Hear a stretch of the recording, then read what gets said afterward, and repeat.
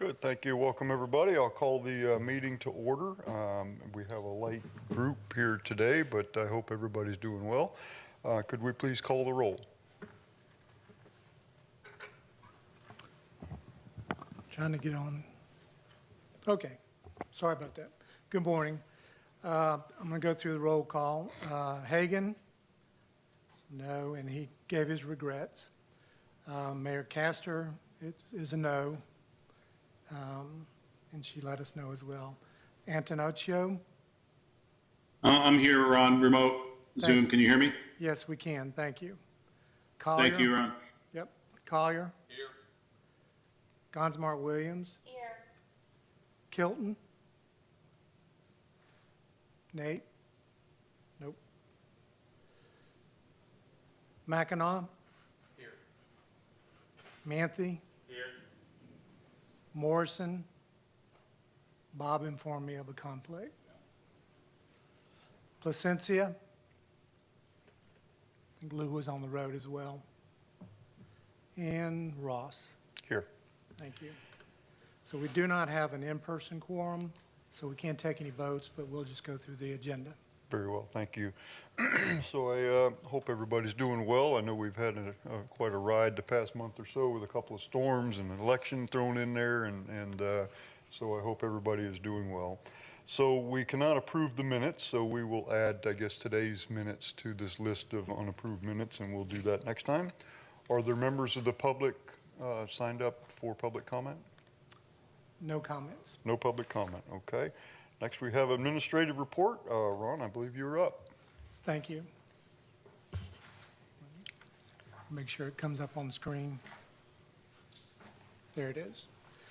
So what you see before you in the first page of the financial report is the fourth quarter for the 3 cent. The fourth quarter, of course, as well at the end is our year end. And so the biggest thing of note, you'll see down the bottom, the far right column at the bottom, we had a favorable variance to budget of $2.3 million. Most of that's attributable to, number one, very favorable interest returns on our balances. And number two, we had allocations for some capital costs to the sports complex. The requests for those projects really are rolled over into FY25. So we had the $500,000 that was not used, but it's rolled over, and it will be spent in FY25. So those are a couple of the reasons that attributed to the favorable variance. Of course, strong collections, which you'll see slightly below last year, but just a little bit. If you'll turn the page, we have the financials for the 6 cent. And again, far right at the bottom, you'll see a favorable variance to budget of $1.8 million. Most of that, again, is attributable to the fact that the budget associated with the capital and attractions category did not avail itself of the full budgeted amount that we had available. We had some applicants that are qualified for that program that didn't make application, but we still had quite a few in there. So that's the main reason there's favorable variance on revenues to expenses. If you would turn to the next page, you'll just see the collections for the full 1 through 6. The percentages are going to be the same as we go through the pages, but you'll see we finished the year at 2.29% below last year, and of course last year was a record year, so nothing alarming, frankly. One thing to always remind you, which Santiago does as well, is these are basically collections for previous month, for activity for the previous month before that. So it's actually about a 2-month swing in terms of what you're looking at. So September would be the August collections and July activity, just to give you perspective. You turn the page, You'll just see the 3 cent by itself. Percentages of change do not vary from what you just saw. And the next page is the 6 cent by itself. And you can see there the collections over the period. And then lastly, you can see the graphic that shows tracking has been very tight over the last 3 years. This will be the last time you see the yellow line. We're going to drop COVID, and you'll just see from now on the subsequent years after COVID years. With that, I'll answer any questions. Thank you, Mr. Barton. Questions, board members? Don't see any. Okay. So we move now to Visit Tampa Bay's presentation.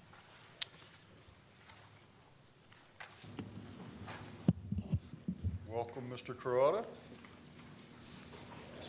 Good morning, Honorable Mayor Ross. Good morning, TDC members. It's always such a pleasure to be here with you, and I'm glad Ron had that one graph there, because we see the depths of COVID, and then we saw the bounce back, and people thought it's going to bounce back down, right? Because you had this tremendous comeback after COVID, and you see how close those next 3 years have been, and we've not seen the drop-off that people thought we were going to see. You have the big bounce back with everyone trying to get out and do things. Say, oh, that'll wear off, and then it'll drop. But then you see there that those 3 lines stayed consistent, which makes us very, very happy. And quite honestly, when you look at all the record-breaking years, they're off a smidge all the time, either up or down, but stay pretty consistent. So we're very, very fortunate of that. So we're going to mix up fourth quarter with year-end stuff. So please hang in there with me. I'll be very, very quick.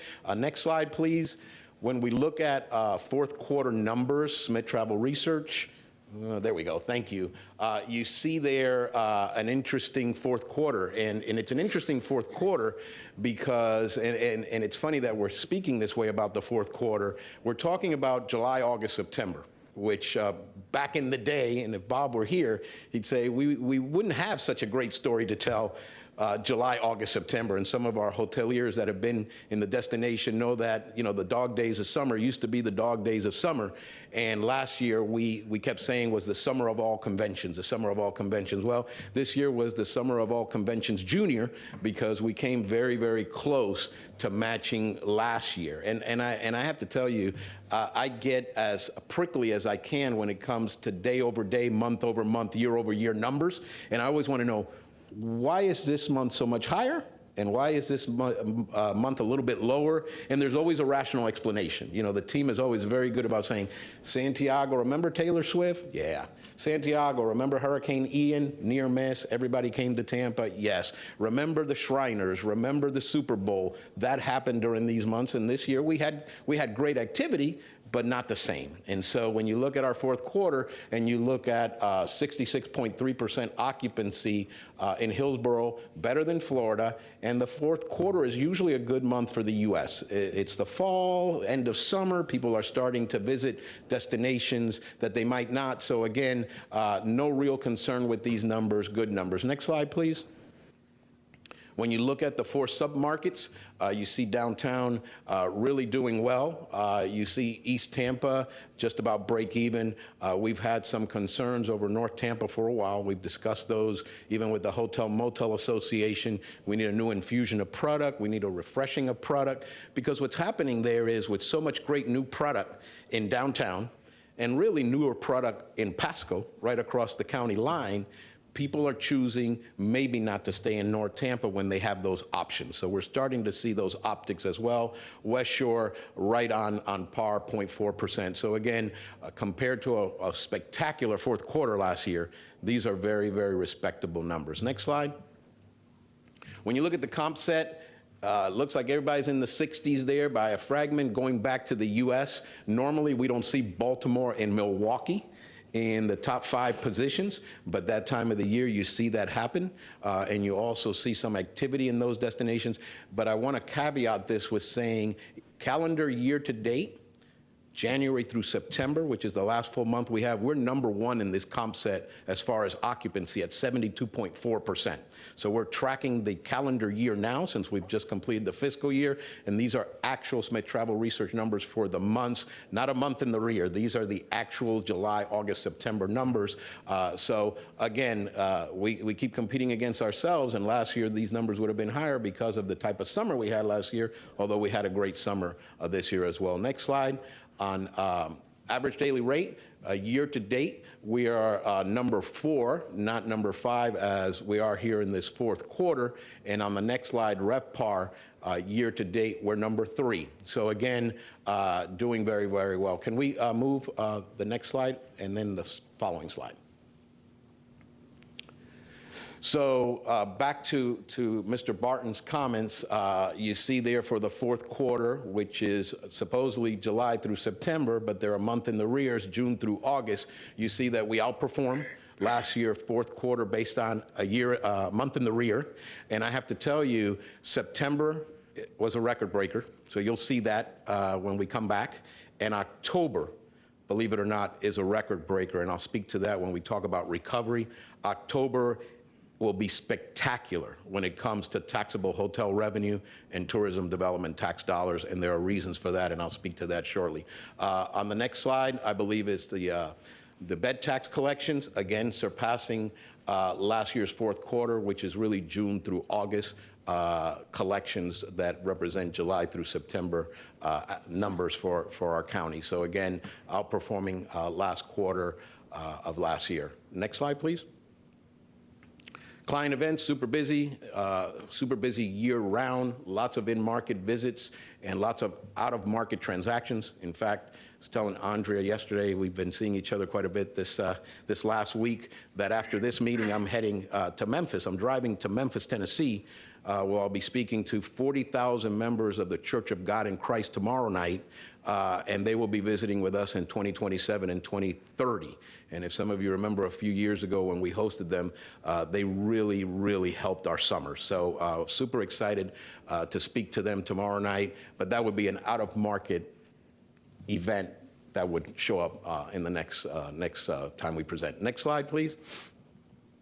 Industry leadership and advocacy events, you see those there. If you ever want a list of all those, we can certainly provide those.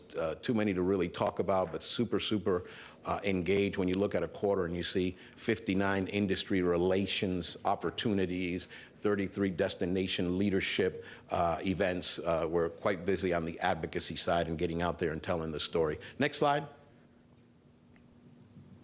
Partner updates. I have to say, some of you were with us for our annual meeting. The partnership base has grown so dramatically for us. Over 900 engaged partners, very, very active. Lots of partner referrals, lots of partner engagement. We're super thrilled with the way private revenue is looking through partnership support. So again, very, very healthy fourth quarter. Next slide. And then this is convention sales production, groups that were booked for future years, and then groups that were actualized during the fourth quarter. And you see some very, very healthy numbers. Our convention sales team doing a fantastic job keeping that funnel full, moving years forward. Next slide. This is a Back to the Future slide, and it's here because the work we do now happens so many years into the future. So the first slide picture there shows us doing an event to bring a convention this year, years ago. That's why you see Una in the picture. And most of you know we had the Purple and Gold in town, the Omega Sci-Fi Convention. And that was, I got an interesting text from Mayor Buckhorn. He said, "Didn't you bid on that when I was mayor?" And I said, "Yeah, it was before the pandemic, and it just happened this year." So this is an illustrative slide that shows how much work we're doing into the future. We're booking groups, like I said, like the Church of God in Christ in 2030. We've got groups we're booking into 2031, 2032. So keeping that funnel full is a big deal for us on the convention and multicultural sales side. Next slide. This is a picture of an iPad. It sure is. And it's there because we were starting to talk about being open for business and hosting a convention within days after Milton. So we were already on LinkedIn talking about we're open for business, we're bringing conventions to town, and I think the next is a testimonial of one of the groups that was here in town right after Milton, like within days of Milton. So I think we can play the next video, please. My name is Tom Threlkeld. I'm Director of Communications for National Alliance for Care in the Home. So we represent providers of care in the home. So we're talking about mainly home care, home health care, and hospice. Weather has been spectacular. A number of really good hotels right near the convention center. I've been through all of them. The convention center itself is really beautiful, large, spacious, really bright and colorful. I love it. Everything I've been hearing from our attendees is that they love it too. And our attendance this year is up 23% over last year. Been out to the wharf a couple of times, looked around, had some ice cream I probably shouldn't have had last night. It's delicious. The city looks fantastic.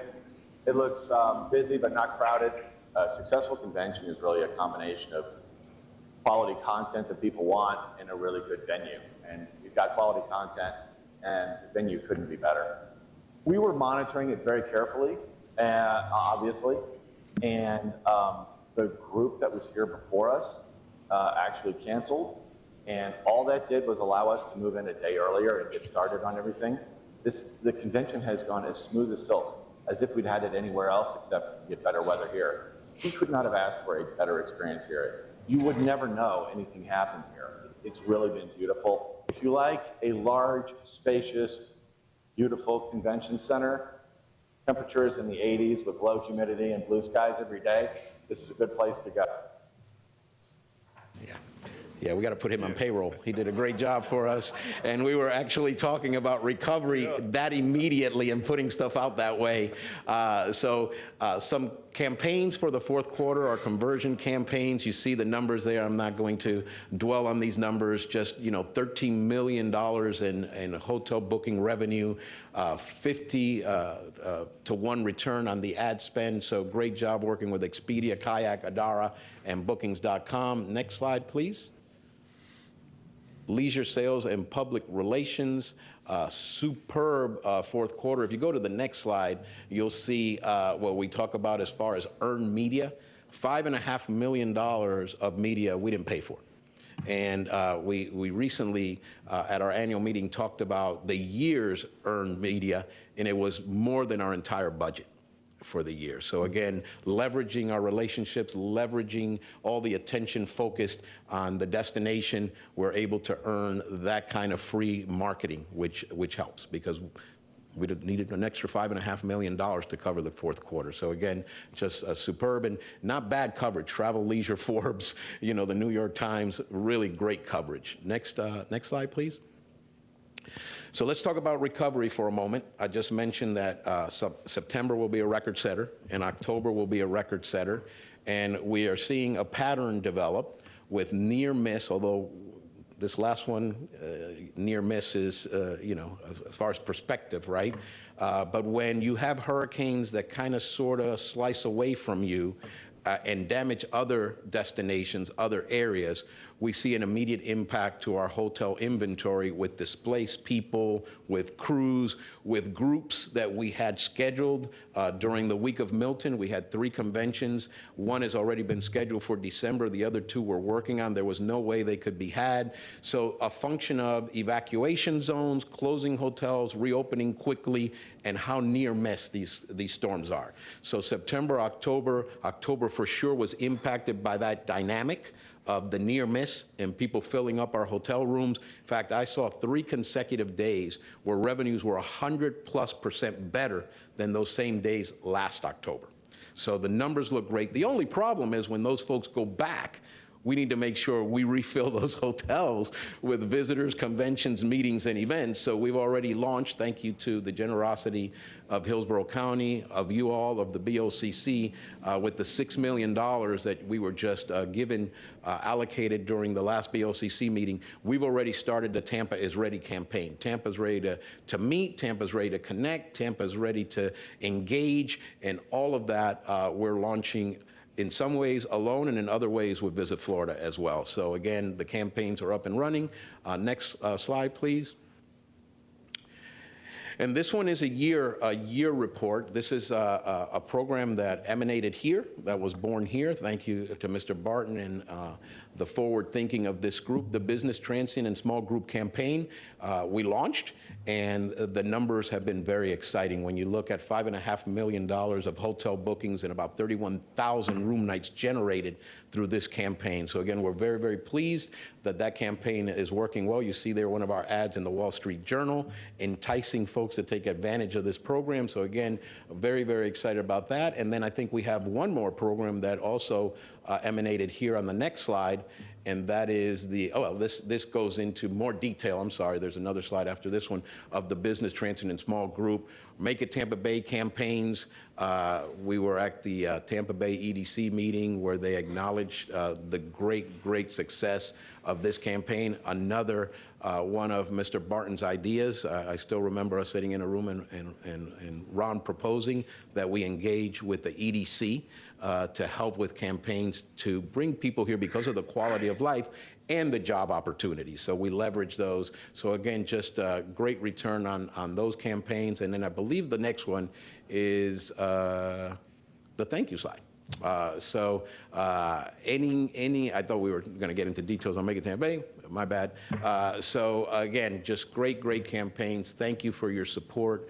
What you do here, but what you do also every day with us. You know, Mayor Ross comes to just about all of our events, and we can always count on all of you with your hotel properties, restaurants, and attractions to be supportive of our efforts. So thank you very much. And Mr. Barton, I guess I'll take any questions if anyone has any. Any questions, board members? I don't have a question. I just was going to make a comment. Hello. Working. Hello. We have a hotel down in Fort Myers, and Lee County, after Ian, they were, their messaging was off, and the hotels all had to kind of fuss at them after a year, because what they were doing was they were continually reminding people of the hurricane, and there was almost apologetic, sort of like, we're trying and the sun is rising and all that. And I think your messaging is way more positive. It's like, wait, we're ready, instead of that, because people around the country, they're not paying attention. Once the thing is off the radar and it's off CNN, they're not looking at that thing, and they're not thinking about it. We are. We still have the effects, and we still see piles of debris or whatever. They're not even thinking about it anymore. So, I'm hoping all the messaging has nothing to do anymore with, even reminding people, oh yeah, they had a storm there. No, thank you, Joe. And a lot of the images, and we deal with geography confusion all the time, right? Internationally, people think something happens in Miami and the whole state of Florida is impacted, or something happens in Fort Myers and the entire Gulf Coast is impacted. So we're constantly having to do geography lessons and talk about, no. Yeah, the images are horrible, but we weathered that storm fairly well or very well. And it's funny, I was at another meeting recently and somebody said, wow, the hurricanes must have really impacted negatively your hotel properties. I heard that, and I said, well, who are you having a conversation with? He said, well, somebody in Pinellas. And I said, well, that's a different situation than what we're seeing in Hillsborough County. And so geography is always an issue when internationally images go out and it shows devastation and people think the entire state of Florida has been impacted, and we shouldn't go to Florida. The one thing, Santiago, as we move forward into rebooking conventions, we will need to figure out some ways to incentivize groups to come back. That's the one hangover that does stay, is convention planners have long memories. And if you remember back to 2004 when we had the multiple storms, it takes a while to get them over that. And the best way to get them over that is to kind of incent them and guarantee them that if it happens, we will keep you whole. So I think we need to look at our concession number as we get into next year and make sure we're budgeted appropriately for that. Yeah, thank you for that. We always set aside a healthy amount of dollars for things we know that we're going to have to host. And it's not just our stuff, it's sports commission stuff, it's film stuff. I mean, we incentivize cruise ships and airlines, so we always have, a nice pot of dollars there. But you're absolutely right. We were having a conversation in the office before I came over here, and this business is about relationship first and foremost, but then you need the money. And so you start those relationships, everybody gets good, and everybody feels comfortable and trust each other, and then they say, well, over in that city, they're giving us this. What are you going to give us? And then that's where the cha-ching comes in, and you have to find the dollars to support it. So you're absolutely on point, Ron. Thank you for that. One other point, different topic. I noticed that the CIT passed on the election and I know there's the division of where all those pots of money are going. Do you feel like we've got, from the tourism side, a seat at the table at least for some dialogue about some of that? Because there are a couple of buckets that definitely affect our side of the equation. I just kind of wondered if you felt like we're at the table for some of that. You know, we are in a supportive role, right? I mean, some of those CIT dollars, when it comes to sports facilities or venues that impact what we do, we like to see those things there so that we can keep these dollars purely focused on marketing and incentives and the tourism industry, and let capital dollars be absorbed somewhere else. So yes, we're supportive, but as a partner and as a friend, not really looking to generate any dollars from that tax, because we do want to keep this one as pure as possible to the original intentions of the state statute, which was really to market and sell destinations. So again, yes and no, because we try not to get into somebody else's lane. I know it's not, we don't have the rights to, obviously, but I wonder through the Sports Commission whether or not there is that, because I do think it does help in terms of keeping our pot whole over here on this side, because now they've got $2 billion. That's exactly why we really wanted it to pass. Yeah. That's exactly why we wanted it to pass. Mr. Barton? I think it'd be helpful, we could share a report to the TDC members that profiles the CIT and the categories. I think it'd just be helpful information as you go through that conversation, and you have a better feel for kind of what's specified and what kind of pots of money go to what things. So we'll get that to you. Thanks. Board members? Santiago, I just want to thank you on behalf of the restaurant industry, because while the conventions were getting canceled, we had events being canceled, but we are seeing the beautiful thing of people rebooking, because they are rebooking the conventions. And I also want to thank you how you look so forward 5 years from now, because that gives me security in my company and my business, knowing that there are going to be the groups coming in, that I can rely on Visit Tampa Bay to bring those great groups in, that bring us parties, that bring us people that come in and just dine with us, and gives me security for my next generation. Thank you. Thank you. Thank you for that. Mr. Manti? Well, I think I'm on. Yeah. My red light's not working. So from the attraction perspective and restaurant perspective, when these storms come in, you know, the hotels tend to do great because of all the displaced guests, the recovery guests, whatnot. But the attractions and restaurants really do suffer because folks are focused on rebuilding, getting back in their home and things like that. So I do think it's worthwhile to maybe put a subgroup together, potentially to develop a plan for the restaurants and attractions when this happens, much like a restaurant week. Something that we can offer a highly discounted experience to locals that are displaced, that provide a pleasant distraction from everything they're dealing with, and also help us keep our employees engaged and busy and working. So I'd be happy to participate in that group and develop some type of contingency plan for that. Thank you, Troy. If you'd like us to lead that effort with you, we'd be glad to do that, because it's a very, very smart idea. Thank you. Definitely. Yeah, I would like Visit Tampa Bay to lead that. Got it. Thank you. Got it. Will do. Mr. Attanasio, anything to add? Sorry, I was muted. No, I do not. Thank you. Sorry, I could not be there and present today. Okay, well, we're glad you're online anyway. So, Ron, I had something food for thought here. Mr. Collier kind of jarred me something I really hadn't thought about, because, you know, as a mayor, we're neck deep in picking up debris and rebuilding, and I really hadn't crossed my mind about the messaging that we are putting out to the rest of the world. And truthfully, that never really occurred to me. And so I'm wondering if there's an opportunity here for, I know this goes beyond just the visiting. This is real estate, people buying homes, relocating, all kinds of things it touches besides visiting. I'm wondering if there's an opportunity for us to maybe have our teams talk about this a little bit between Tampa and us and Plant City. We did a really good job of coming together to push the CIT. I think thanks to Mayor Castor primarily, she brought us all together on that.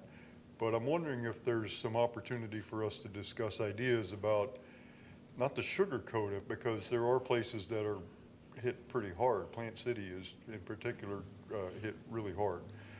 So I don't want to sugarcoat it to the world, but I also think it's important that countywide we emphasize, look, we're back in business. This is still a great place to live, great place to move your family. You know, our schools are good.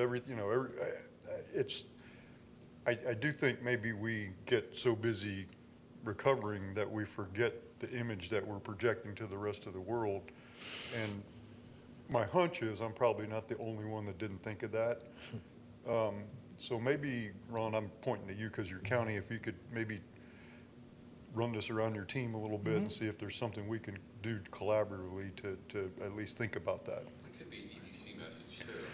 Yeah. I think we've got tourism. We've got such a great leadership and such a good team there, but I do think there is some of that as well because Tampa's the fastest growing city in the country, I think. But I'm sure this is out there a little bit. Certainly, you know, people on Davis Island, they're fire sailing their, ranch homes and stuff like that. I've been hearing anecdotally some of that. It's like, well, we're used to being on such a high in Tampa. I do think that messaging is important. Yeah, I think so too, and I really hadn't thought about that. So maybe we can get together and Happy to do that, and Joe's right. My first thought was the EDC and the Make It Tampa Bay. There's some consistency that's a little more far-reaching in their program, but there ought to be something, a contingency marketing strategy for them as well. So I think that's a great idea. And I think we could start with the EDC and the Make It Tampa Bay to make sure they can pivot a little more quickly and for maybe a short period of time. Yes, sir. And, our team watches the meeting, so Right. I'm sure our folks are taking copious notes about all the new stuff we're going to do, and I think that's going to be on their minds already, Mr. Barton. We're going to leverage with Visit Florida with the governor's office. There's insurance discussions going to have to happen in Florida for commercial property owners, commercial developers. Otherwise, you're not going to see hotels get built because the insurance market is going to go haywire right now, and everybody's talking about it. So it'd be good for us to go ahead and have that discussion and see how we can potentially incentivize insurance underwriters to get back in the state. Okay. I know we had some representatives at the state level that really wanted to have all the underwriters come to Hillsborough County, and we were trying to make some love connections with a location to bring the state and all the insurance underwriters and have an event here in Hillsborough County. So we were already having that conversation with one of our representatives at the state that wanted to do that. Thanks. Thank you. Thank you. thank you, Santiago. Thank you, well sir. Well done as always. Thank you. Thank you so much for your support. Good. Board members, any general discussion, new business, carryover business, anything to talk about? Ron? Just two things you'll note in your agenda, on the agenda cover, tentative meeting dates, so kind of put those in your calendar. It's on the front agenda page, towards the bottom of my report. February 6th, May 8th, August 7th, November 6th. Depending on the board's final calendar, might be some tweaking, but that's at least, you can put a placeholder. And we'll firm those up. And lastly, Santiago and Bob and I certainly have been talking about the impact of the storms to the hospitality industry. And I think there's even some just core information that should be available. For instance, our entire hotel inventory, where does it fall relative to evacuation zones A, B, and C? How many properties, how many rooms are impacted when you say A and B have to evacuate? So I think we'd like to look at it holistically. Each of your properties do, but I think it'd be helpful to look at it holistically and just try try to better understand the impacts to our industry. And there's so many interplays. You know, you saw the articles about FEMA and agreements with certain hotel properties for displaced individuals. But then the individual said, well, when I called, I couldn't get it. You know, and I think there's some education that we need to do for the industry, that there's so much benefit that hotel, motel, and the industry makes to individuals in our community, first responders, displaced individuals. But, you know, the messaging sometimes can appear to be negative. Like, okay, we had these hotels, but they're not giving me any rooms. Well, it's because everybody is trying to get into those limited number of hotel properties. So, and Bob Morrison in particular mentioned that, you know, as he's done many times here, let's use this forum to educate about what the hotel industry is doing to support the community, but what those limitations are. So I just thought I'd share that, because I'll be frankly interfacing with all of you and your peers to kind of build a little bit of that story. So we'll talk about that in February. Sounds good. Good. Anything else? If there's nothing else, we'll be adjourned. Thank you. Thank you.